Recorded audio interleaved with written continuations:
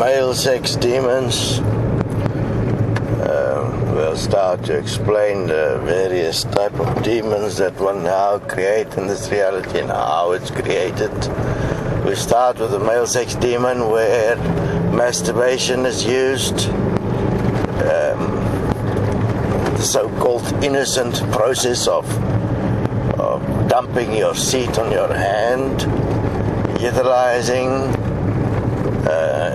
the imagery, imagination, where you focus on a person and pretend or make believe or imagine that you are having some form of sexual experience, intercourse,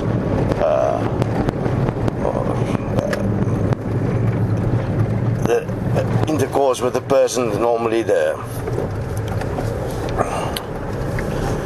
imagination will take on a form that really turns you on, the point that takes you to the point of orgasm. What will happen in these cases is that the person will vary their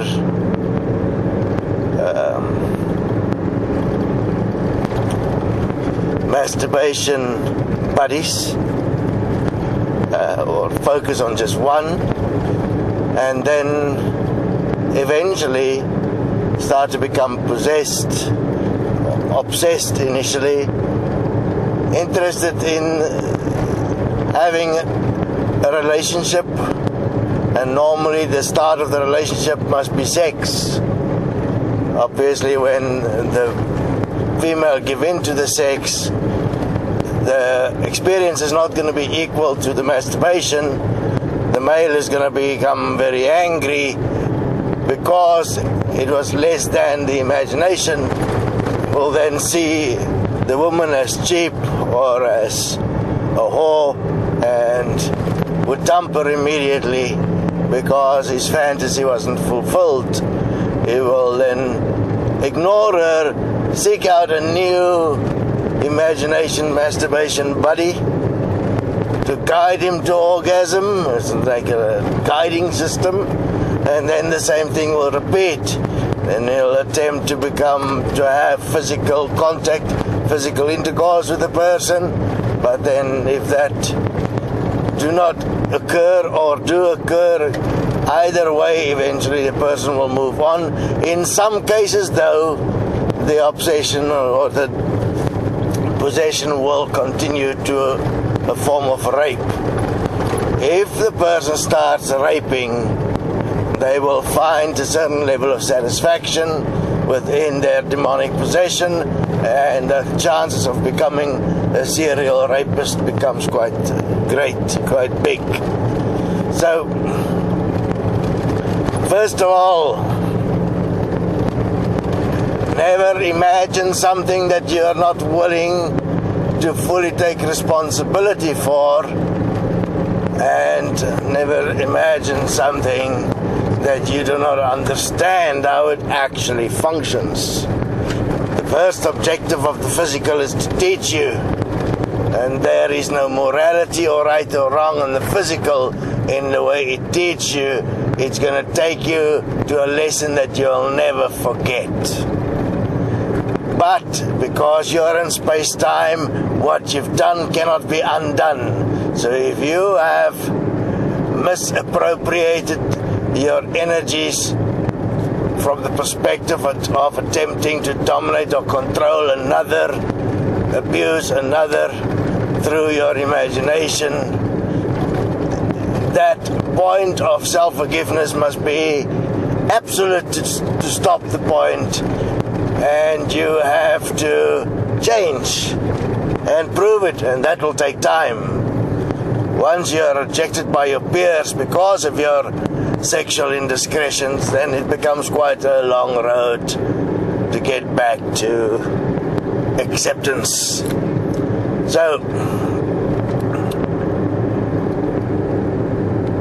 the existence of the sexual mind demon is fascinatingly sitting at a level of complete energetic possession. It's like an energy force that pushes you constantly in over the edge of what is real and what's not real, to the point where you actually believe that any form of action the person takes is an invitation.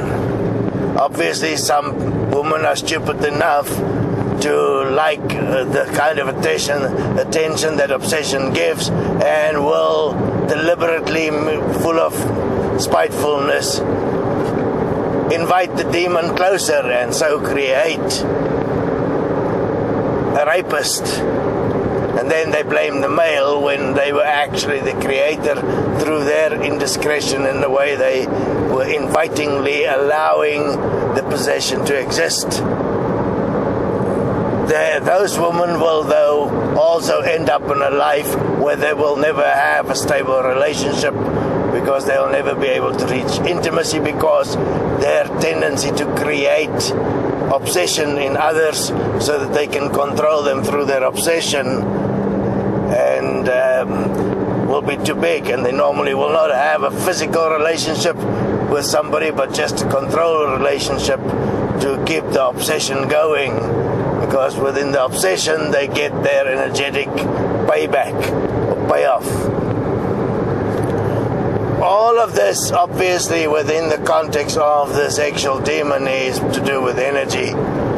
And the build-up of the energy is accelerated through masturbation and through obsessive thinking, where one imagine the point over and over and think about it over and over. The moment the point starts in terms of your obsession and you start thinking about someone, realize that the point is now busy creating an obsession, and you're going to become biased towards the person. That means you will allow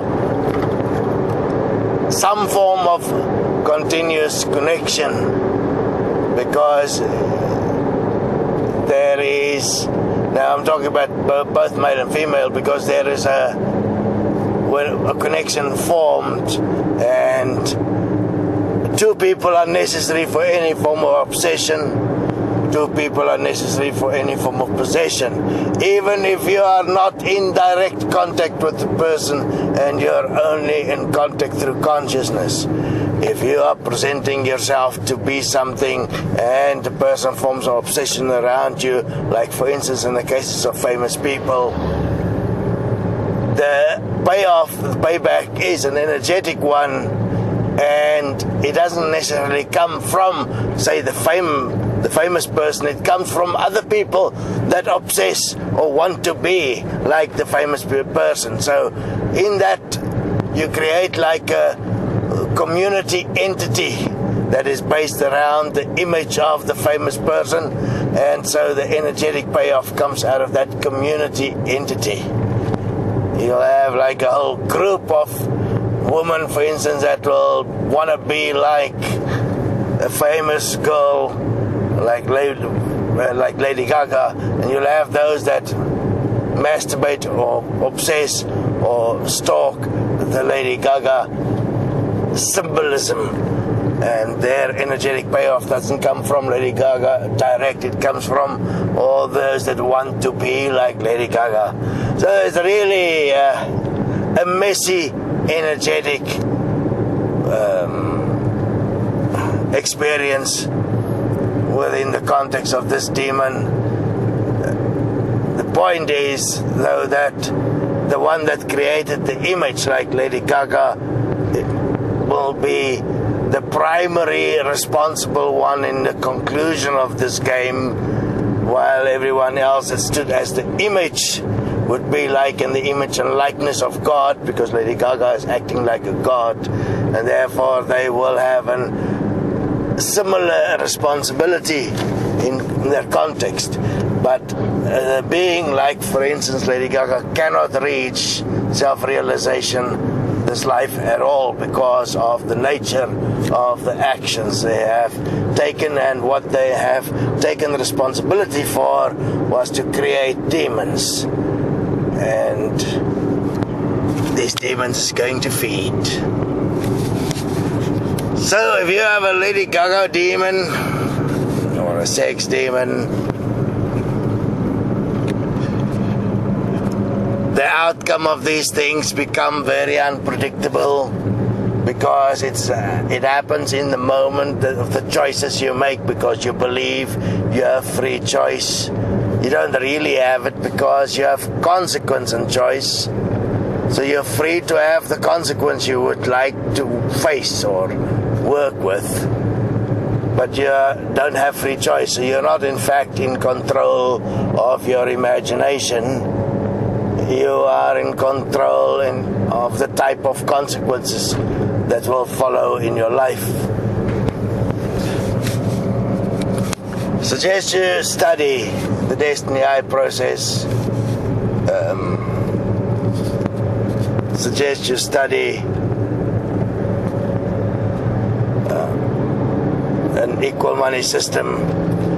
We will be presenting many examples daily around the world as we continue accumulating examples of deaths that occur, abuse that occur due to the current economic system that would have been prevented in an equal money system. Does that necessarily make the people that is stuck in the current economic system responsible for these deaths?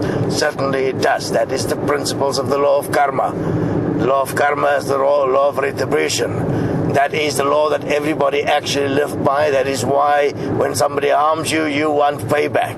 You are in fact living by the law of an eye for an eye and a tooth for a tooth. If you self-honestly go and have a look at things. And that is what everybody is living out. So that is the base principle that will be playing out in this reality. Because forgiveness is simply not understood at all. So have fun under the sun, because the rays is going to burn as the light gets brighter.